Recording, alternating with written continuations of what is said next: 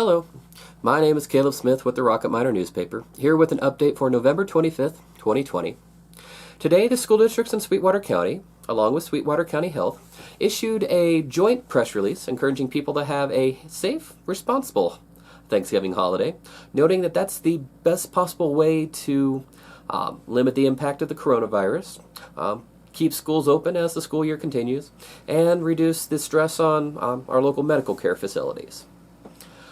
Quoting from the release, "As this vacation begins, we ask that everyone enjoy their families, but we ask that everyone celebrate this safely." End quote. Choices have consequences, and part of the upswing in cases that we've seen recently are attributed to the decisions and actions that took place around the Halloween weekend, as has been normal during the coronavirus pandemic. There's sometimes some delayed consequences when it comes to just the fact that a person can get infected and may not immediately know it. People can become infectious enough to spread it to other people even before they have symptoms. It can take 2 to 14 days for symptoms to arise, and that lag can lead to an additional delay before people begin to question whether or not they have it, whether or not when they get tested, when those testing results come. And like I said, that distance in between can lead to more infections, especially if people aren't following some of the safety protocols. We have seen this after Halloween, and there's a worry that we could see similar or even potentially greater increases following the slew of holidays that are about to hit. Going back to the release, says if people do not take precautions over Thanksgiving weekend, the school districts and medical providers expect to feel the full effect of this beginning around the week of December 7th. If precautions are not taken over the Christmas and New Year's holidays, the impact is expected to be seen starting around January 11th. And that's if even the previous increase, if there is a previous increase, if that hasn't relented by then. Some of the things that could result for that would be the loss of some things that we truly treasure. The press release says, if COVID cases continue to rise, it will bring stricter mandates, further substitutes shortages, and more cancellations of things we can offer the kids, taking opportunities away from them. These opportunities could include, but not limited to, canceling sports, activities, and events, or taking schools to a Tier 3 model. Now, in the Wyoming Department of Education's reopening plan, they outline 3 different tiers that schools could operate under. Tier 1 is where we're at right now, in-person instruction, being able to have the kids and teachers and schools in the same classroom.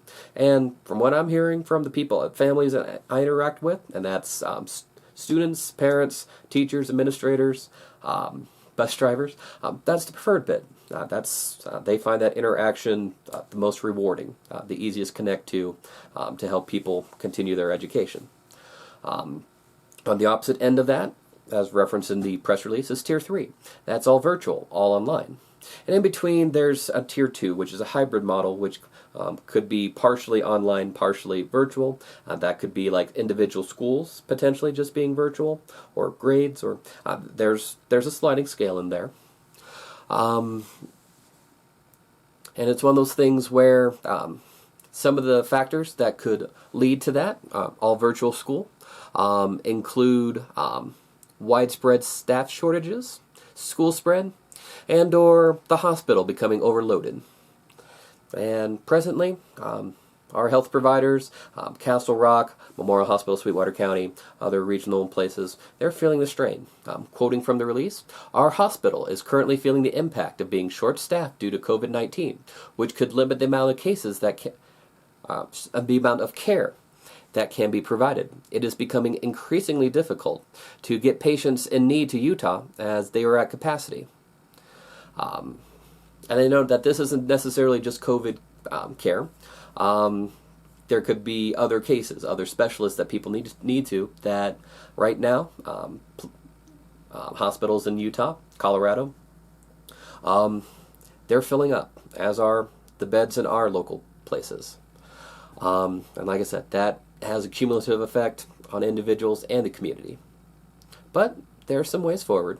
The a release from the school districts and county health have some suggested guidelines to have a risk-reduced holiday.